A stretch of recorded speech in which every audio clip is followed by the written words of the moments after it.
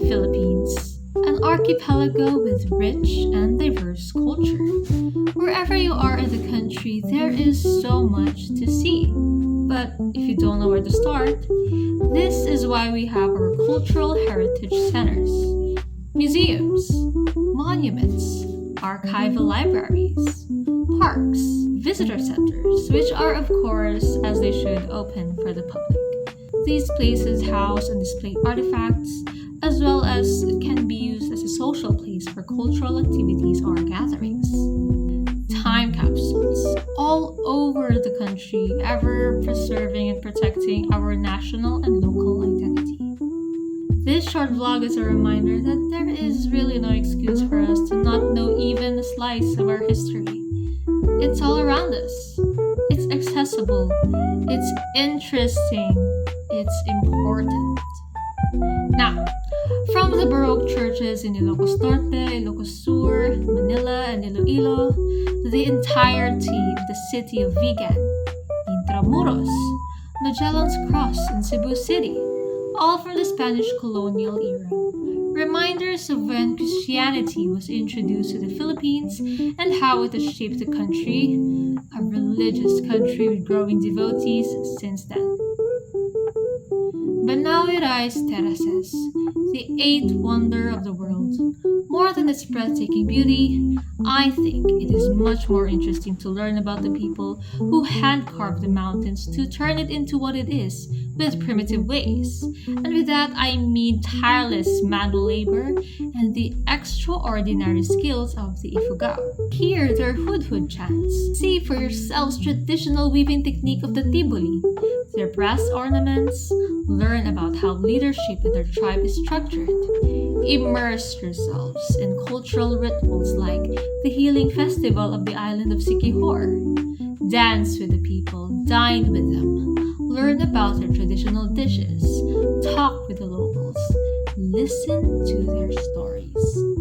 These are just short examples. If you rarely have the chance or the opportunity to go to cities or places, I get that it can be a privilege. Try your local museums. For example, the University of Santo Tomas Museum, housing priceless collections of natural historical specimens, ethnographic materials, oriental art, religious images, paintings of our Filipino masters, even the first ever Philippine currency.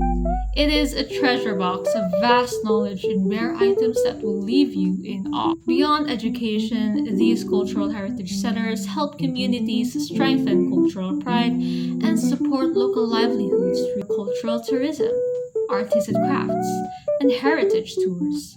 By protecting our heritage today, we protect the story of who we are as Filipinos. Personally, as a student and a Filipino, I try to promote these places often through social media. That's what we do best. I am strictly against gatekeeping. It is far too beautiful not to share.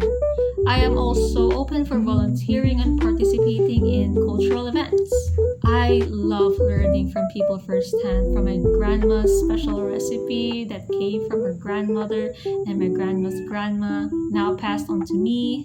And more importantly, as a student, it is in my advocacy that we push for courses on Philippine history, language, cultural arts to remain in our curriculum. We are never too old to learn. In fact, I believe it is ever more vital, especially as voters, taxpayers, the next protector, keepers, and sharers of our traditions and culture. It is our voice.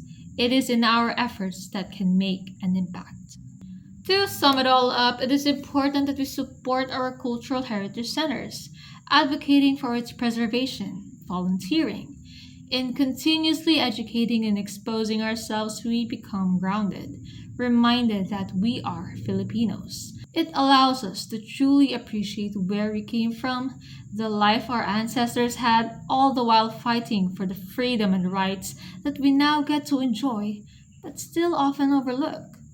In a fast-paced world we now live in, every day exposed to foreign influences, it reminds us to keep our stories alive, strengthening its significance and meaning, and to pass it on to our future generations. It can be as simple as visiting our local museums, supporting our local libraries, crafts, and artists. Phones in our hand almost 24/7. Do your research. Planning your next vacation? Plan your itinerary to see all these landmarks.